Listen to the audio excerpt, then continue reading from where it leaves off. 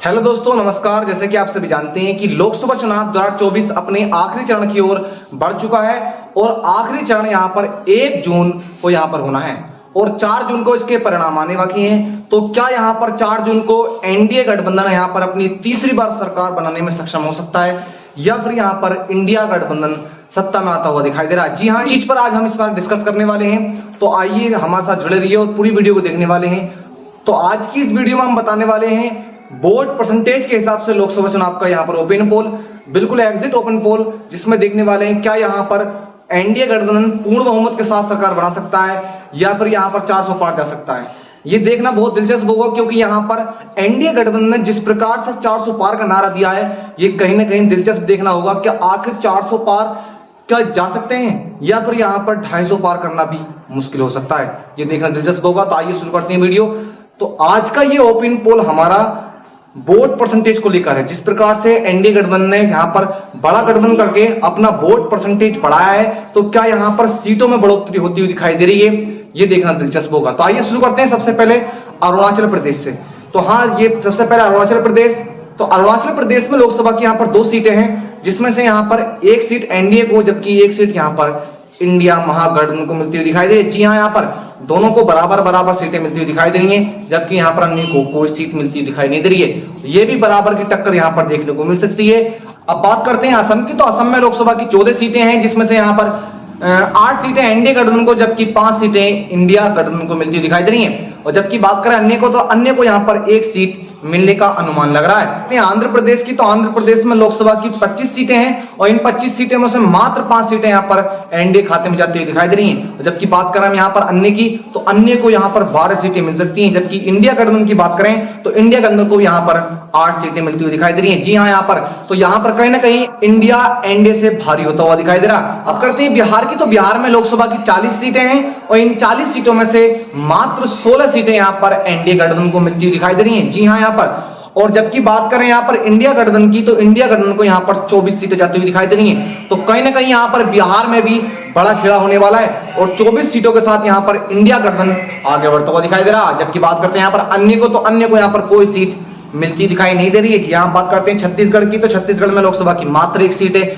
और ये 1 सीट केवल इंडिया गठबंधन के खाते में जाती हुई दिखाई दे रही है। अब बात करते हैं अगला राज्य की। तो अगला राज्य यहाँ पर चंडीगढ़। तो चंडीगढ़ में लोकसभा की 11 सीटें हैं और इन 11 सीटों में से 4 सीटें एनडीए खाते में और जबकि 7 सीटें यहाँ पर इंडिया महागठबंधन के खाते में आती हुई दिखाई दे रही हैं। जबकि अन्य को यहाँ पर कोई सीट नहीं मिल सकती है। अब बात करते हैं राजस्थान। जी हाँ, जिस प्रकार से यहाँ पर लोगों का विरोध है वो यहाँ पर काफी दिलचस्प देखने को होगा कि यहाँ पर वाकई एनडीए गठबंधन को यहाँ पर कितनी सीटें मिलती दिखाई दे रही हैं। लोकसभा की यहाँ पर 25 सीटें हैं, जिसमें से यहाँ पर 10 सीटें एनडीए खाते में जबकि यहाँ पर 15 सीटें इंडिया महागठबंधन लेता हुआ दिखाई दे रहा है। जी हाँ, यहाँ पर काफी ज्यादा नुकसान एनडीए को देखने को मिल सकता है और जबकि यहाँ पर अन्य को कोई सीट नहीं मिल सकती है, जबकि इंडिया महागठबंधन के खाते में यहाँ पर 15 सीटें जाती हुई दिखाई दे रही हैं। अब बात करते हैं यहाँ पर महाराष्ट्र की। जी हाँ, यहाँ पर बड़ा राज्य महाराष्ट्र, जिसमें लोकसभा की 48 सीटें हैं। इन 48 सीटों में से यहाँ पर 15 सीटें एनडीए खाते में जबकि 31 सीटें, जी हाँ 31 सीटें यहाँ पर इंडिया महागठबंधन लेता हुआ दिखाई दे रहा है। जबकि अन्य की बात करें तो अन्य को यहाँ पर 2 सीटें मिलती हुई दिखाई दे रही हैं। जी हाँ, यहाँ पर 2 सीटें अदर को भी मिल सकती हैं। अब बात करते हैं मध्य प्रदेश की, जो यहाँ पर मोदीगढ़ कहलाता है। बहुत बड़ा राज्य है मोदीगढ़। तो यहाँ पर मध्य प्रदेश में लोकसभा की 29 सीटें हैं। इन 29 सीटों में से अगर हम बात करें तो 14 सीटें, जी हाँ 14 सीटें यहाँ पर एनडीए खाते में जा सकती हैं, जबकि 13 सीटें यहाँ पर इंडिया महागठबंधन आता हुआ दिखाई दे रहा है। जी हाँ, यहाँ पर बड़ी टक्कर देखने को मिल सकती है। जबकि बात करें यहाँ पर अदर की, तो अदर को यहाँ पर 2 सीटें मिल सकती हैं। इस प्रकार से यहाँ पर आप देख सकते हैं। अगला राज्य की बात करते हैं। तो अगला राज्य जो यहाँ पर लोकसभा सीटों का सबसे बड़ा महाकुंभ कहलाता है, उत्तर प्रदेश। उत्तर प्रदेश में सबसे ज्यादा लोकसभा 80 सीटें हैं और इन 80 सीटों में से कितनी सीटें यहाँ पर एनडीए को मिल सकती हैं? यहाँ पर 50 सीटें एनडीए को मिलती दिखाई दे रही हैं, जबकि अन्य को यहाँ पर 30 सीटें मिल सकती हैं, जबकि अन्य को यहाँ पर कोई सीट नहीं मिलती दिखाई दे रही। जी हाँ, यहाँ पर बीएसपी को बहुत बड़ा नुकसान होता हुआ दिखाई दे रहा है। जिस प्रकार से आप देख सकते हैं यहाँ पर बीएसपी कहीं ना कहीं हिलती हुई दिखाई दे रही है। तो यहाँ पर और एनडीए को भी पहले की तुलना में बहुत बड़ा नुकसान हुआ, क्योंकि यहाँ पर 2019 के आंकड़ों को देखा जाए तो 61 सीटें यहाँ पर एनडीए लेती है, जबकि यहाँ पर 50 सीटें। और कुछ पत्रकारों का मानना है कि ये आंकड़ा नीचे भी जा सकता है। जी हाँ, अब बात करते हैं अगला राज्य तेलंगाना। तेलंगाना में लोकसभा की 17 सीटें हैं और इन 17 सीटों में से 2 सीटें मात्र एनडीए खाते में आ सकती हैं और जबकि 12 सीटें इंडिया महागठबंधन के खाते में जा सकती हैं। जबकि अन्य की बात करें तो अन्य को यहाँ पर 3 सीटें मिलती हुई दिखाई दे रही हैं। जी हाँ, इस प्रकार से यहाँ पर भी एनडीए पीछे हटता हुआ दिखाई दे रहा है। बात करते हैं झारखंड की। जी हाँ, झारखंड में लोकसभा की 14 सीटें हैं। इन 14 सीटों में से 3 सीटें एनडीए को मिल सकती हैं। जबकि यहाँ पर बात करें इंडिया महागठबंधन की तो इंडिया महागठबंधन को 10 सीटें मिल सकती हैं, जबकि अन्य को यहाँ पर मात्र 1 सीट मिलती हुई दिखाई दे रही है। जी हाँ, यहाँ पर बात करें तो यहाँ पर भी कहीं ना कहीं इंडिया महागठबंधन आगे बढ़ सकता है। अब बात करते हैं पंजाब की। जी हाँ, पंजाब में लोकसभा की 13 सीटें हैं और जिस प्रकार से वहां पर आम आदमी पार्टी की सरकार है, तो क्या इसका सरकार का इंडिया महागठबंधन को फायदा मिलेगा? कितना फायदा मिलेगा ये आप देखने योग्य है। तो यहाँ पर एनडीए को मात्र 2 सीटें, जबकि इंडिया महागठबंधन को यहाँ पर मात्र 11 सीटें मिलती दिखाई दे रही हैं और जबकि अन्य को यहाँ पर कोई सीट नहीं मिल सकती है। तो यहाँ पर भी मात्र 2 सीटों के साथ संतुष्टि करनी पड़ेगी एनडीए गठबंधन को। अब बात करते हैं हरियाणा की। तो हरियाणा में लोकसभा की 10 सीटें हैं। इन 10 सीटों में से 3 सीटें यहाँ पर एनडीए खाते में और जबकि 5 सीटें यहाँ पर एनडीए महागठबंधन के खाते में जा सकती हैं। जबकि अदर की बात की जाए तो अदर को यहाँ पर केवल 2 सीटें मिल सकती हैं। अब बात करते हैं उत्तराखंड की। तो उत्तराखंड में लोकसभा की 5 सीटें हैं। इन 5 सीटों में से 1 सीट यहाँ पर एनडीए खाते में, जबकि 4 सीटें यहाँ पर इंडिया महागठबंधन के खाते में जा सकती हैं। जी हाँ, यहाँ पर बड़ा राज्य तो नहीं है, फिर भी यहाँ पर 4 सीटें इंडिया महागठबंधन को मिल सकती हैं। जी हाँ, ये बड़ा यहाँ पर देखने दिलचस्प होगा। बात करते हैं वेस्ट बंगाल की। जी हाँ, पश्चिम बंगाल की बात की जाए तो टीएमसी यहाँ पर एक बड़ी पार्टी है। तो क्या यहाँ पर टीएमसी कितनी सीटें ले सकती है? लेकिन जिस प्रकार से यहाँ पर अलग लड़ने का टीएमसी ने यहाँ पर फैसला लिया था, तो क्या यहाँ पर वो सही डिसीजन था या गलत, ये तो वो आपने जानते हैं। लेकिन हम यहाँ पर लोकसभा सीटों की बात करें तो यहाँ 42 सीटों में से 6 सीटें मात्र एनडीए खाते में जा सकती हैं, जबकि 8 सीटें यहाँ पर इंडिया महागठबंधन मतलब कांग्रेस यहाँ पर लेता हुआ दिखाई दे रहा है। जबकि 28 सीटें यहाँ पर अकेले अपने दम पर टीएमसी जीती हुई दिखाई दे रही है। जी यहाँ पर तो यहाँ पर भी कहीं ना कहीं एनडीए गठबंधन पीछे हटता हुआ दिखाई दे रहा है। अब बात करते हैं उड़ीसा की। तो उड़ीसा में लोकसभा की 21 सीटें हैं। 21 सीटों में से 8 सीटें यहाँ पर एनडीए खाते में, जबकि 2 सीटें मात्र इंडिया गठबंधन को मिल सकती हैं, जबकि अदर के खाते में यहाँ पर 11 सीटें जाती हुई दिखाई दे रही हैं। तो कहीं ना कहीं यहाँ पर भी इंडिया गठबंधन थोड़ा पीछे हटके एनडीए गठबंधन को यहाँ पर 8 सीटें मिलती हुई दिखाई दे रही हैं। अब बात करते हैं कर्नाटक की। तो कर्नाटक में लोकसभा की 28 सीटें हैं। इन 28 सीटों में से 10 सीटें यहाँ पर एनडीए गठबंधन के खाते में, जबकि 18 सीटें यहाँ पर इंडिया महागठबंधन के खाते में जाती हुई दिखाई दे रही है। जबकि अदर की बात की जाए तो अदर को यहाँ पर कोई सीट मिलने का अनुमान नहीं लग रहा। अब बात करते हैं हिमाचल प्रदेश की। हिमाचल प्रदेश में लोकसभा की 4 सीटें हैं और इन 4 सीटों में से 3 सीटें यहाँ पर एनडीए खाते में जाती हुई दिखाई दे रही है, जबकि 1 सीट मात्र इंडिया गठबंधन को मिल सकती है, जबकि अदर को यहाँ पर कोई सीट मिलने का अनुमान नहीं लग रहा है। अब बात करते हैं त्रिपुरा की। तो त्रिपुरा में लोकसभा की मात्र 2 सीटें हैं और दोनों सीटें यहाँ पर एक पार्टी को मिलती हुई दिखाई दे रही है। जी हाँ, एक सीट यहाँ पर एनडीए खाते में, जबकि 1 सीट यहाँ पर इंडिया महागठबंधन के खाते में जाती हुई दिखाई दे रही है।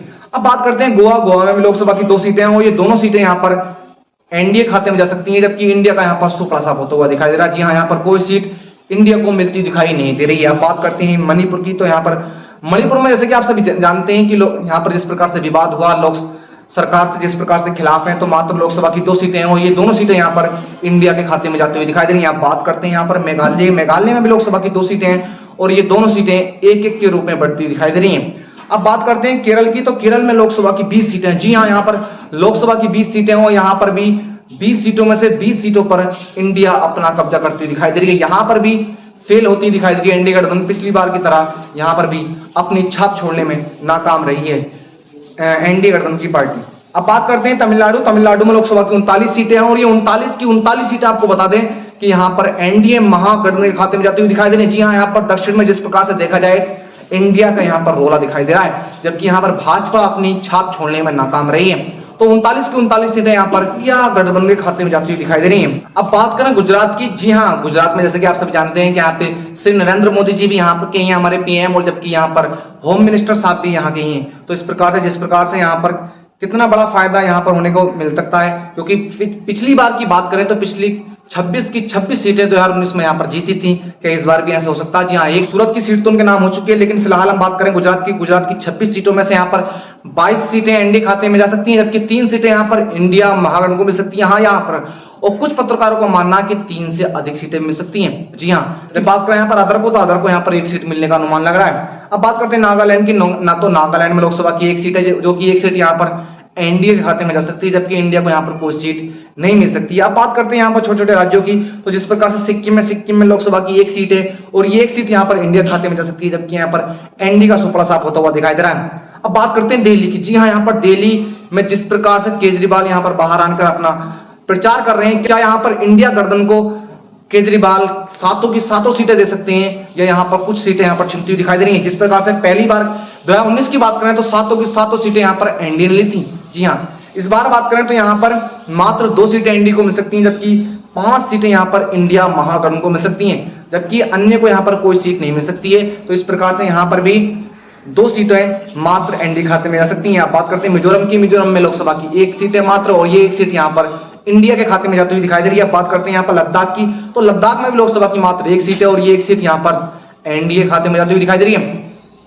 अब बात करते हैं जम्मू कश्मीर की, तो जम्मू कश्मीर में लोकसभा की 5 सीटें हैं, और इन 5 सीटों में से 4 सीटें यहाँ पर एनडीए खाते में जा सकती हैं, जबकि 1 सीट मात्र इंडिया महागठबंधन खाते में जाती हुई दिखाई दे रही है। जी हाँ, जिस प्रकार से यहाँ पर देखा जाए। अब बात करें लक्षद्वीप की, तो लक्षद्वीप में लोकसभा की मात्र 1 सीट है, और ये 1 सीट यहाँ पर एनडीए खाते में जा सकती है। जब बात करते हैं पुदुचेरी की, तो पुदुचेरी में भी लोकसभा की मात्र 1 सीट है, और ये 1 सीट यहाँ पर एनडीए खाते में जाती हुई दिखाई दे रही है। अदर को यहाँ पर कोई सीट नहीं मिल सकती। अब बात करते हैं अंडमान निकोबार द्वीप समूह की, तो ये केंद्र शासित प्रदेश ये भी है, और इसमें भी यहाँ पर लोकसभा की 1 सीट है, और ये 1 सीट यहाँ पर एनडीए खाते में जाती हुई दिखाई दे रही है। जी हाँ, अब बात करते हैं दादर नगर हवेली और दमन-दीव की, तो यहाँ पर लोकसभा की 1 सीट है, और ये 1 सीट यहाँ पर इंडिया महागठबंधन खाते में जाती हुई दिखाई दे रही है। हाँ, तो आज का ये ओपिनियन आपने देखा किस प्रकार से हमने यहाँ पर बताया, तो किस प्रकार से यहाँ पर एनडीए सरकार 400 पार का नारा दे रही है, क्या यहाँ पर ये सही होता हुआ दिखाई दे रहा है? जी, यहाँ पर बहुत बड़ा खेला होता हुआ दिखाई दे रहा है। जिस प्रकार से इंडिया महागठबंधन ने अपना अलायंस बनाया है, तो इसमें कहीं ना कहीं वोट परसेंट बढ़ा है, और कहीं ना कहीं जो बड़े राज्य हैं यहाँ पर उत्तर प्रदेश, मध्य प्रदेश और यहाँ पर राजस्थान और बिहार, यहाँ पर बहुत बड़ा खेला होता हुआ दिखाई दे रहा है एनडीए गठबंधन के साथ। तो क्या आपकी राय है इस पर? क्या यहाँ पर एनडीए गठबंधन अपनी पूर्ण बहुमत के साथ सरकार बना सकता है या नहीं बना सकता है? इसमें कमेंट बॉक्स में अपनी राय जरूर देना। जय हिंद, जय भारत।